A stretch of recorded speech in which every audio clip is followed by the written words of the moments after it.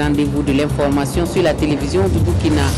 Dans ce journal, Djibril Yipene Bassolé, victime d'un malaise à Ankara, le chef de la diplomatie burkinabé a fait une chute alors qu'il animait une conférence de presse. Mais rien d'inquiétant, nous rassure le ministre d'État que nous entendrons dans ce journal. Et puis la célébration de la fête de l'Ascension aujourd'hui par les chrétiens, une fête qui commémore l'élévation de Jésus vers Dieu 40 jours après Pâques et qui réunit les fidèles catholiques ce matin dans les églises pour une action de grâce. Le coton et les mines sont les secteurs où il faut investir davantage si l'on veut booster la croissance inclusive au Burkina. C'est le point de vue du Fonds monétaire international qui entend désormais prendre en compte les désirs des populations avant de proposer les réformes aux États. Bienvenue à tous et merci de votre attention. Le chef de la diplomatie burkinabé a eu un malaise à Ankara où il animait une conférence de presse conjointe avec son homologue turc ce jeudi. Djibril Yipene Bassolé a fait une chute et selon une dépêche de l'AFP, s'est redressé quelques minutes puis est ressorti de la salle de conférence en marchant. Nous avons pu joindre le ministre d'État au téléphone qui rassure que tout va bien. Écoutons-le. Ça va, grâce à Dieu, ça va. Il y a eu plus de peur que de mal. Et je voudrais vraiment vous remercier d'avoir appelé pour prendre de mes nouvelles. Je profite donc de votre antenne pour rassurer les collaborateurs, les amis, les parents qui se sont tous inquiétés. Je pense qu'il s'agit en fait d'un coup de barre, un grand coup de barre dû à la fatigue du voyage et puis les émotions que j'ai certainement vécues ces derniers temps. Et puis voilà, donc au cours de la conférence avec mon homologue, j'ai eu le malaise, le moment de lui dire que j'allais un peu peut-être me retirer. Voilà, je suis parti. Mais tout se passe très très bien. Naturellement, les médecins ont voulu s'assurer que tout est en ordre. Il n'y a aucun problème. Je me reposerai une journée supplémentaire et puis je continuerai ma mission à Jeddah. En fait, mon routine initiale était donc Jeddah, puis Bruxelles avec le président du FASO les 14 et 15. Et je vais tenir ce programme-là et je rentrerai donc le 15. Voilà, plus de peur que de mal donc. Les chrétiens célèbrent ce jour la montée de Jésus vers Dieu, 40 jours après sa résurrection à Pâques. Les fidèles catholiques du Burkina étaient dans les églises ce matin pour une action de grâce. Nathalie Savadougou a suivi la messe de la paroisse cathédrale de Ouagadougou pour nous. À la paroisse cathédrale de Ouagadougou, c'est l'abbé Pierre Koudaogo Kafando, curé de la paroisse Saint-Diop de Tanguay, qui a célébré la fête de l'Ascension. L'Ascension, c'est la montée de Jésus au ciel. Selon l'abbé Pierre Kafando, dans son homélie, l'Ascension est un mystère et une grâce pour les chrétiens. Ils ont le privilège de participer à la divinité de Dieu et à la mission divine de son Fils. Dans Jean, il a été dit que Dieu a tellement aimé le monde qu'il a envoyé son Fils, afin que tous ceux qui croient en lui aient la vie éternelle. Voilà ce pourquoi Jésus est venu. Il est venu, il a travaillé, il a constitué un noyau pour prendre la relève. Maintenant, il repart vers son Père après avoir terminé sa mission terrestre. L'Ascension, c'est une des grandes fêtes de notre vie chrétienne. Pour moi, c'est la grande joie de voir le Christ ressuscité déjà auprès du Père. C'est une fête merveilleuse, c'est pour moi un grand sens de vie chrétienne. Et les disciples de Jésus ont continué à perpétuer son œuvre qui est d'apporter la bonne nouvelle à tous les hommes. C'est un sentiment de joie, c'est l'élévation de Jésus, le corps de Jésus au ciel. Donc c'est un grand sentiment de joie et je suis fière de pouvoir terminer justement ma catéchèse aujourd'hui parce que moi je suis confirmée. Maintenant je dois, comme le prêtre l'a dit, c'est un départ. On ne doit pas s'arrêter, on doit continuer. Nous sommes venus, puisque nous avons foi en cela, nous sommes venus monter avec lui afin qu'il prépare notre place là où il va résider. Parce que nous serons aussi appelés un jour à monter. Et je suis sûr que ma place est là-bas.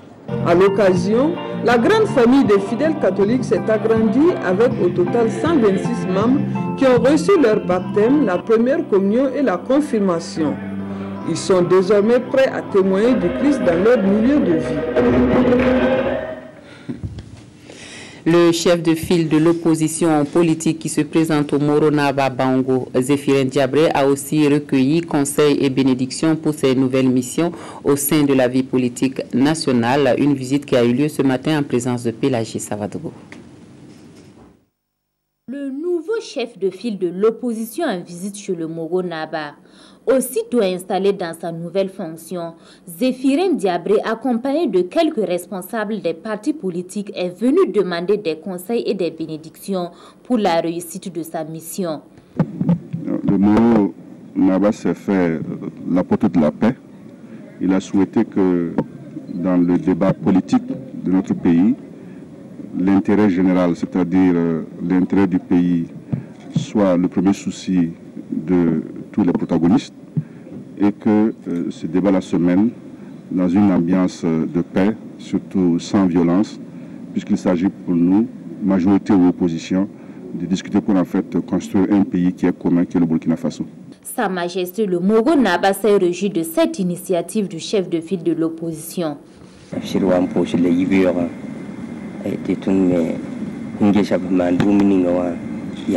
Majesté a souhaité au chef de file de l'opposition d'être dans une culture de tolérance, dans une culture de paix.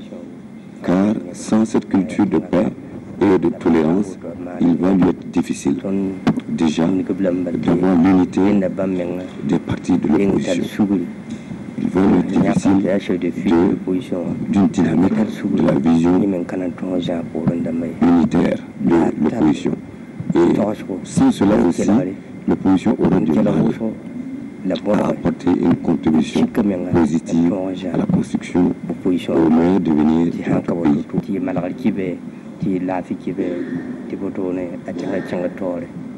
Après l'avoir félicité, il l'a exhorté à travailler dans l'esprit de la cohésion sociale, de la paix et de la tolérance. La politique nationale des droits humains et la promotion civique et le nouveau plan d'action du département, deux outils clés dans la promotion des droits humains. Les acteurs du domaine veulent se les approprier pour une participation plus active dans leur mise en œuvre. Ils sont réunis à Ouagadougou. À cet effet, Claudine Bikaba. La politique nationale des droits humains et de la promotion civique a fait l'objet d'une révision par les acteurs du domaine qui ont apporté des contributions pertinentes en vue de son effectivité au Burkina Faso. Cette politique a été adoptée en Conseil des ministres le 13 mars dernier. Et les responsables de cette institution ont jugé nécessaire de réunir ces mêmes acteurs afin qu'ils puissent échanger autour de sa mise en œuvre et de son plan d'action de la période 2013-2015 qui en est assorti. Depuis la crise de 2011 qui a secoué notre pays, alors une révision de la politique s'impose pour pouvoir prendre en compte les différentes situations qui nécessitent une réorientation. Ces participants, issus des départements ministériels et institutionnels, des organisations de la société civile œuvrant dans le domaine et les partenaires techniques et financiers devront s'approprier ces nouveaux référentiels qui intègrent le civisme et les préoccupations de l'heure au plan national et international pour qu'ils puissent participer activement à sa mise en œuvre dans le but d'atteindre les objectifs de la stratégie de croissance accélérée et de développement durable SCAD. Et parlant de développement, le Fonds monétaire international tiendra désormais compte des désirs des populations avant de proposer des réformes aux États. Au Burkina Faso, les secteurs du coton et des mines sont ceux qui ont besoin de plus d'investissements si l'on veut une croissance inclusive réelle au Faso. C'est ce qui ressort en tout cas de l'évaluation des performances des programmes financés par le FMI au Burkina. Jacques Lamissa Tarpaga. L'agriculture et les mines doivent constituer les pôles de la croissance économique du Burkina Faso. Les membres du gouvernement, les députés, les syndicats et le Fonds monétaire international se sont accordés sur la question à l'issue de la journée d'échange sur l'appui du FMI au programme de développement du Burkina. De façon pratique, l'État devra mener plus de réformes dans ces secteurs. Le débat se focalisait sur ces deux secteurs parce que quand on regarde la croissance récente, c'est essentiellement à travers ces secteurs-là qu'on a pu observer l'apport en termes de production, en termes de forte croissance pour notre économie. Le secteur minier a fait l'objet de beaucoup de débats parce que sur la question et même le Fonds monétaire nous a fait des exposés sur l'expérience d'autres pays où, effectivement, si le secteur n'est pas bien géré, on peut avoir plutôt des effets pervers. Et ils nous ont donné quelques orientations pour que, en termes de gestion de ce secteur-là, on évite justement, en matière notamment d'utilisation des recettes, des ressources, d'aller vers des affectations qui ne soient pas des affectations de nature, en tout cas, concilier la croissance. Au cours qui a suivi les travaux, les hommes de médias se sont intéressés au bilan fait par les acteurs. Pour le ministre de l'Économie et des Finances, l'appui du FMI est considérable. En termes d'environnement, de cadre macroéconomique, grâce aux efforts qui ont été faits, nous avons un cadre macroéconomique qui est stable, qui potentiellement permet d'avoir une bonne croissance. Maintenant, c'est effectivement faire en sorte que cette croissance-là puisse davantage profiter à la majorité des populations. Donc c'est dans le choix des types d'investissements qu'il faut maintenant agir pour que la croissance puisse s'appuyer sur des secteurs qui sont des secteurs qui permettent tout simplement d'avoir cette croissance inclusive. Pendant longtemps, le FMI a été décrié en Afrique, mais aujourd'hui, l'institution arrive à se faire accepter. La raison est simple, selon le directeur adjoint du département Afrique, le FMI prend en compte désormais les préoccupations des populations avant de proposer des réformes aux États. Le fonds est dans une dynamique de dialogue permanent avec la Fédération internationale des syndicats, l'Organisation internationale du travail et bien d'autres organisations de la société civile.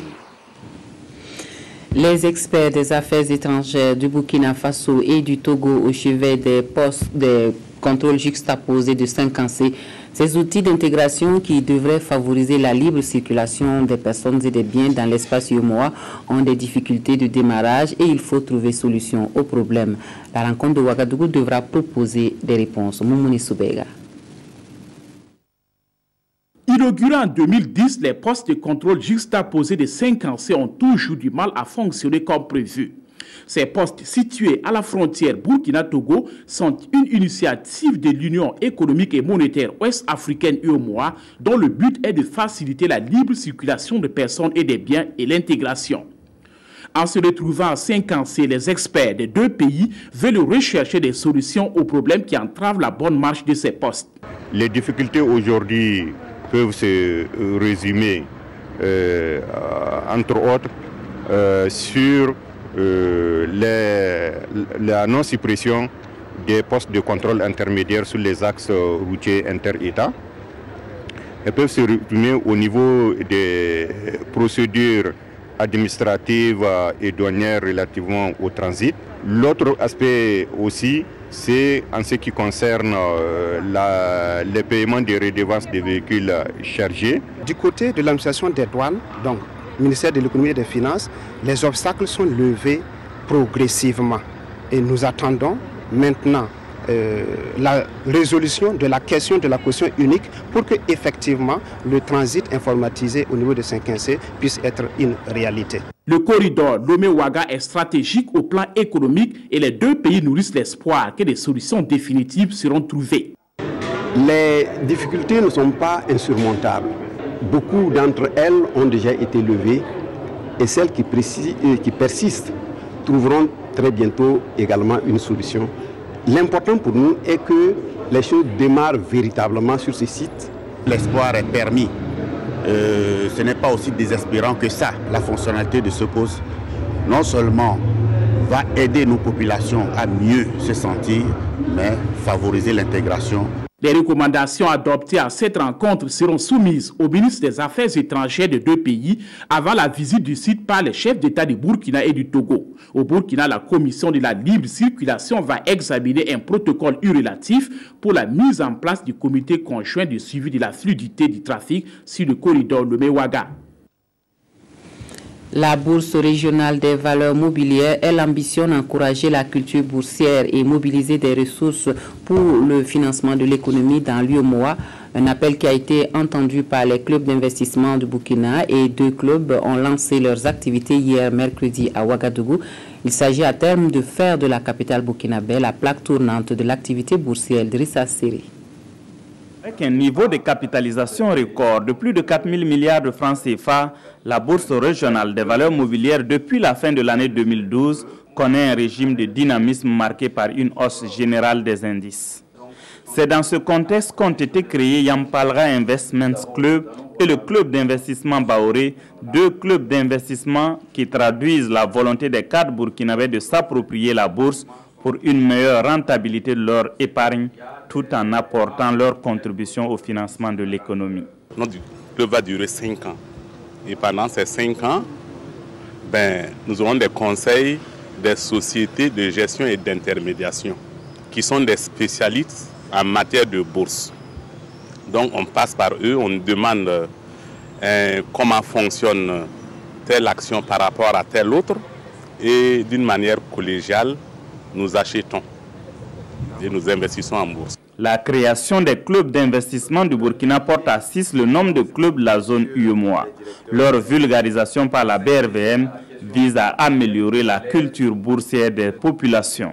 Les deux clubs du Burkina vont effectivement dans ce cadre-là permettre à leurs membres de pouvoir mobiliser des ressources, de pouvoir ensemble gérer un portefeuille de valeurs mobilières en achetant des actions ou des obligations sur le marché. En rappel, les premiers clubs d'investissement sont nés en 1898 à Dallas aux États-Unis. En 2009, la France comptait près de 12 000 clubs d'investissement. Les responsables fondent l'espoir que la création des clubs d'investissement du Burkina contribue à faire de Ouagadougou une place forte de la bourse régionale des valeurs mobilières. Les journées de l'entrepreneuriat, c'est la contribution de la Jeune Chambre internationale Ouaga Golden aux efforts du gouvernement en matière d'auto-emploi des jeunes. C'est un cadre qui fait la promotion de l'auto-emploi des jeunes à travers donc des initiatives personnelles. La deuxième édition de ces journées s'est tenue du 4 au 5 mai dernier à Ouagadougou. Yolande Lompo.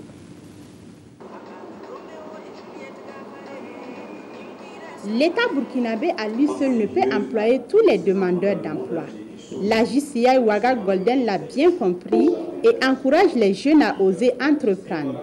Et cette deuxième édition des journées de l'entrepreneuriat a pour but justement de donner les outils nécessaires aux jeunes afin qu'ils puissent se lancer dans l'entrepreneuriat. Pendant ces 2 journées, nous avons d'abord fait un planning, c'est-à-dire dans un premier temps, il y a des jeunes entrepreneurs qui vont venir, qui vont partager leur expérience, qui vont inciter, qui vont susciter l'envie d'entreprendre. Et ensuite, nous donnerons les outils qui sont nécessaires pour entreprendre. Par exemple, cette année, nous avons inclus un thème qui est assez novateur, qui est les secteurs porteurs.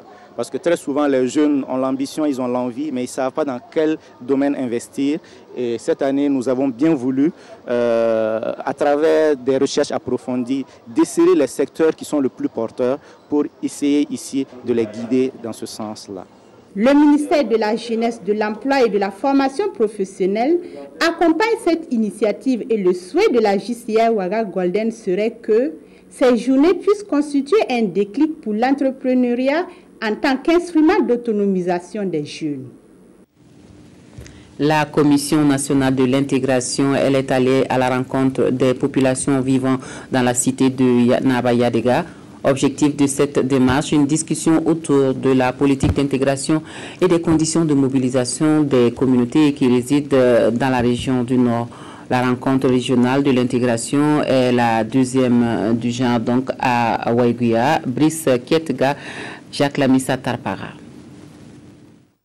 La libre circulation des personnes et leurs droits de résidence et d'établissement est un des objectifs des organisations comme la CEDEAO. Au Burkina Faso, la tendance est à la mise en place des mécanismes pour atteindre cet objectif. C'est dans ce cadre que se tient dans la cité de Nabakango la deuxième rencontre régionale de promotion de l'intégration. Les premiers responsables de la région du Nord apprécient la participation citoyenne des communautés étrangères et des mouvements associatifs au processus d'intégration sous-régionale. Que ce soit les communautés d'origine ou les communautés étrangères, bon, que chacune de ces communautés sache qu'effectivement elles ont un rôle à jouer. Celles qui accueillent doivent bien connaître les textes et savoir qu'elles doivent accueillir donc leurs communautés sœurs qui sont ici parce qu'elles aussi, elles ont des ressortissants dans les autres pays. Ces participants venus des 4 coins du Burkina vont se pencher pendant 2 jours sur les objectifs du secrétariat permanent en charge de l'intégration ainsi que ceux des autorités locales et des mouvements associatifs œuvrant dans la promotion de l'intégration des peuples. Les autorités burkinabées font tout pour que l'intégration soit le vécu quotidien. Et Vous savez que le Burkina est un pays enclavé et nous devons tout faire pour que cette intégration soit et que nous-mêmes, dans nos pays d'origine, nous puissions promouvoir cette intégration que le Burkina Faso ne cesse de promouvoir. Nous sommes ici à Waïguia. Ressortissants maliens, nous n'avons aucun problème. Le Burkina est devenu notre patrie. Le Burkina et le Mali, c'est la même chose. À toutes les manifestations qui se passent ici à Waïguia, nous sommes conviés. Il est attendu de ces échanges de nombreuses propositions qui vont permettre une intégration plus accrue au sein des espaces communautaires.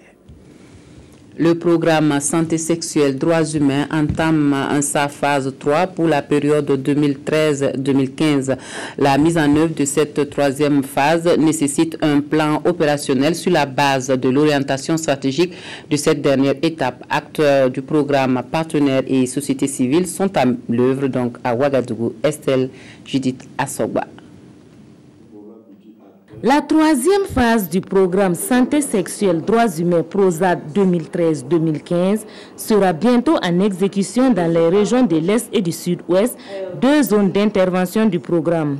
Mais avant sa mise en œuvre effective, les acteurs œuvrant dans le domaine en question se concertent à Ouagadougou pour élaborer un plan stratégique et opérationnel de cette phase du programme. La phase 2013-2015 qui est l'objet de cet atelier, il s'agit de consolider d'abord les acquis et de faire en sorte que, bien sûr, pour les années à venir, nous puissions prendre en compte les questions les plus émergentes. Comptons parmi les pays qui a le plus fort taux de croissance démographique.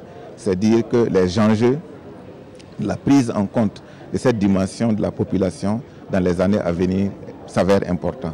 Donc, la reformulation du PROSAD pour la période 2013-2015 vise bien sûr à répondre à ces enjeux-là. Ce programme vise l'épanouissement des couches vulnérables à travers une meilleure connaissance et un respect de leurs droits, surtout ceux liés à la santé sexuelle. Les participants à cet atelier ont 3 jours pour faire une planification réaliste en tenant compte de leurs expériences et des réalités du terrain. Une planification qui devrait permettre la mise en œuvre efficace du programme au bénéfice des couches vulnérables des zones concernées. Et puis un cyber-escroc arrêté par la police économique et financière. Son escroquerie, il la faisait par le biais d'un jeu téléphonique au nom de Telmob. C'est la compagnie de téléphonie mobile qui a porté plainte contre X pour escroquerie, usurpation de nom, atteinte à l'image donc en ligne et préjudice aux clients, plusieurs d'entre eux étant tombés dans le piège du présumé escroc. Le suspect a été présenté au journaliste Ramatou Zidassier Sylvestre Da. Entre les mains de ce présumé cyber-escroc, la police a saisi, entre autres, 6 téléphones portables, 18 puces de divers réseaux à travers le monde, 7 cartes de paiement électronique, un ordinateur portable, 2 clés de connexion Internet et divers documents administratifs. Une plainte de l'opérateur de téléphonie mobile Telmob a permis d'appréhender le prévenu le vendredi 3 mai dernier dans une des rues de la ville de Ouagadougou. Il était en train de vendre par transfert électronique des unités de recharge Telmob à moitié prix. L'intéressé envoie des messages et disant à ses futures victimes qu'ils viennent d'être heureux gagnants par tirage au sort. Et il donne des lots faramineux et ensuite maintenant il donne la procédure que lui il a inventée pour pouvoir récupérer ses fonds. Dans ce cas de figure-là, il demande aux gens de les envoyer des crédits de téléphonie mobile, il demande une recharge de 25 000 francs pour et que le client manifeste ainsi son adhésion à la société Telmob. Ce présumé délinquant appâtait ses victimes à l'occasion des événements tels que la Cannes 2013, la Journée de la Femme ou encore la fête de la Saint-Valentin et Telmob Barkatour.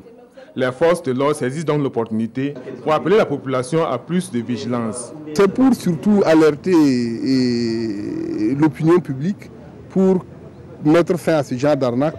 Voilà, éveiller leur sentiment de sécurité, voilà, qui ne se confient pas à ces genres d'arnaques-là qui deviennent beaucoup sur le net et sur les réseaux de téléphonie mobile. Le prévenu serait passé aux aveux selon les dires de la police. Il mènerait cette activité d'escroquerie depuis janvier 2013 et de nombreux clients de Telmob à travers le Burkina en ont fait les frais. il sera poursuivi pour usurpation d'identité, de titres et de fonctions. Un tour dans nos collectivités territoriales à présent et direction le sud-ouest où le nouveau maire de Zambo peut compter sur le soutien des populations pour les 5 prochaines années. Il en a eu la confirmation le 27 avril dernier quand il recevait la clé de la commune rurale. Il a en retour fait la promesse d'être à la hauteur des attentes de ses administrés. Le témoignage de Sébastien Zongo. Un professeur d'université prend les rênes de la commune rurale de Zambo. Blaise Sommet, professeur titulaire de mathématiques reconnu par le CAMES, a eu la confiance de la majorité des 43 conseillers municipaux le 6 mars dernier. L'enseignant à l'université de Ouagadougou, installé maire, énumère quelques actions qu'il a en projet pour les populations des 23 villages de sa commune. Nous voulons obtenir des CM, nous voulons développer des pharmacies au niveau départemental, nous voulons normaliser toutes nos écoles et nous allons innover en construisant des salles pour professeurs. À la construction du marché de bétail et de gares routières s'ajoutent les jumelages envisagés comme option pour le développement de cette commune de la province du Yoba. Issu du PDS Metba, un des 5 partis en compétition pour la mairie, le nouvel élu reçoit du soutien au-delà de l'appartenance politique. Nous allons prouver ensemble qu'il y a des leçons que l'on peut apprendre les uns des autres, qu'on peut échanger nos expériences et que l'on peut faire partager ce que nous avons comme acquis ou comme contact pour que des communes comme Zambo puissent avancer. Il est d'un parti qui est opposé à mon parti, il est du PDB PS Metba et moi je suis du CDP. Je suis venu de témoigner de mon soutien et de ma disponibilité, comme il l'a dit tantôt, de le soutenir dans son action de développement. Pas le soutien de son parti, mais le soutien du maire, parce que le maire est pour tout le monde. Le maire invite tous les fils et filles de Zambo à soutenir le conseil municipal dans sa mission quinquennale, comme les délégations du Ghana et d'ailleurs au Burkina qui sont venus le soutenir à cette cérémonie. Autre lieu, même jour et même mobilisation, le nouveau maire de Kalsaka a lui également reçu du soutien de la part des populations qui n'ont pas marchandé leur présence à la cérémonie d'installation. Les défis de développement sont importants dans cette localité du Nord et la nouvelle équipe se dit prête à déplacer des montagnes pour le bien-être de cette commune rurale. Yolande Lompo. Porté à la tête de la mairie le 7 mars 2013 par les 102 conseillers municipaux issus des rangs du CDP et de la DFRDA, Amidou Savadgo de la DFRDA est le nouveau maire de la commune de Kalsaka, une cité dans laquelle on note la présence d'une mine d'or. Et les premières attentes des ressortissants sortis nombreux pour être témoins de l'événement sont orientées vers l'assainissement des activités de la mine. Les jeunes de cette commune-là, ils ont beaucoup d'attentes envers cette mine-là. D'abord, la présence de la mine fait qu'ils peuvent plus s'adonner aux activités d'orpaillage. Ensuite, ils sont accablés par beaucoup de maux, notamment le manque de formation, le stress hydrique, la non-possibilité d'atteindre les centres de santé au moment opportun.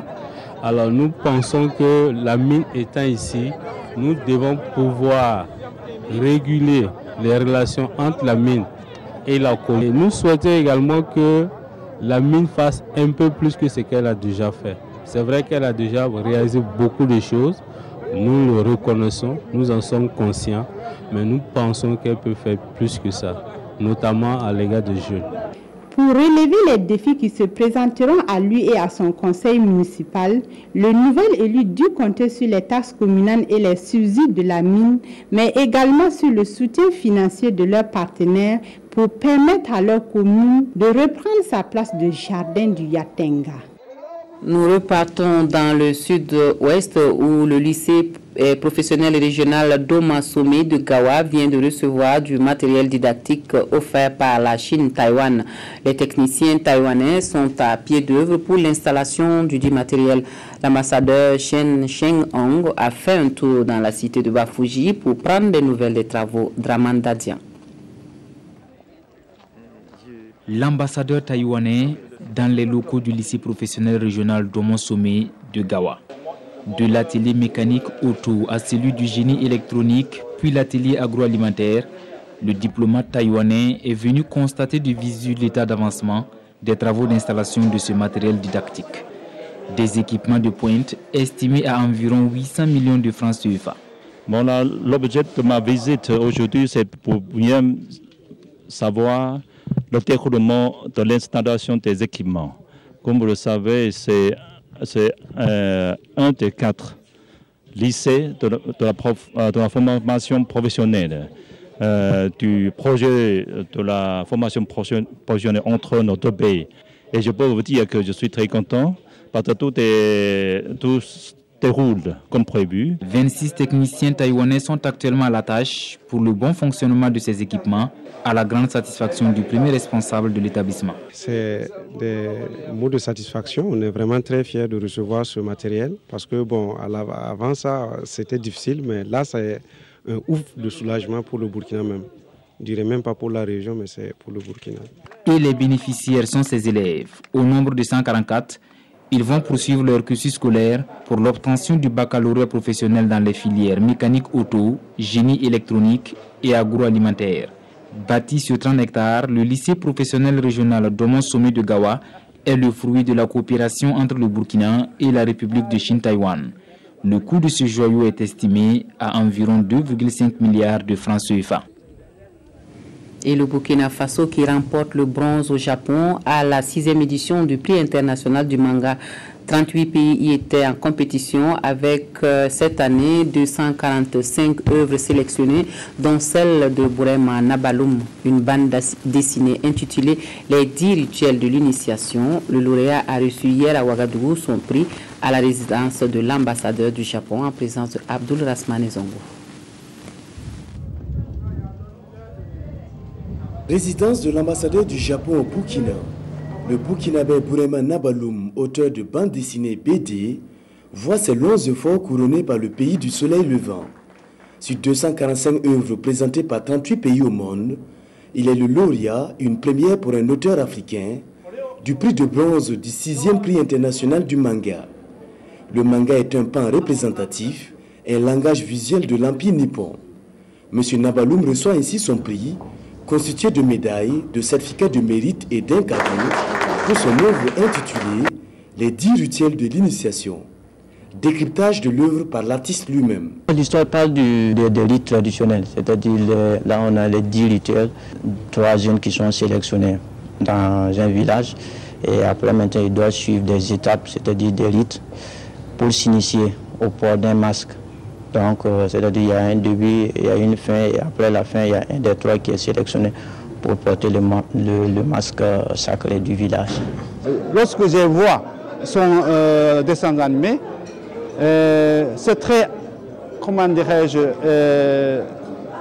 détaillé, très approfondi, et en transmettant les idées de Burkinabé vis-à-vis des Japonais. Ça, c'était très impressionnant pour les Japonais. Le ministre de la Culture donne son sentiment. C'est vrai que c'était un concours international et de voir un Burkinabé remporter donc le bronze dans ce 6e prix international des mangas vraiment nous réjouit et nous conforte dans l'idée que notre pays a un fort potentiel dans tous les domaines. Illustrateur, caricaturiste, auteur de bandes dessinées et artiste peintre, Bourema Nabaloum, qui était auparavant connu à certains endroits de l'Afrique et de l'Europe, grâce à ce prix du manga, a désormais une fenêtre sur le reste du monde. Et puis, dans l'univers de la musique ivoirienne, Dobé Niaoré est un nom qui compte désormais. La jeune femme fait de la pop musique et son style est proche d'Angélique Kidjo et de Yondo Sister. Sur scène, Dobé Niaoré partage son énergie avec son public. Évariste Kombari, qui l'a rencontré, l'artiste donc au Fumia, nous dresse son portrait. Dobé Niaoré a le savoir-faire vocal d'Angélique Kidjo et la présence scénique de Yondo Sister. La comparaison n'est pas osée. L'artiste n'est autre que la fille du célèbre percussionniste Boni Niaoré.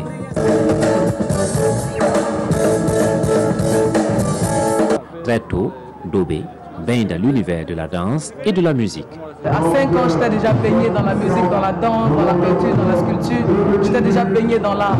Au Festival des musiques urbaines d'Anoumambo, où nous avions rencontré la musicienne, on a pu apprécier à chacune de ses sorties toute l'étendue de son talent. Ce bout de femme athlétique et plein d'énergie est une véritable bête de scène.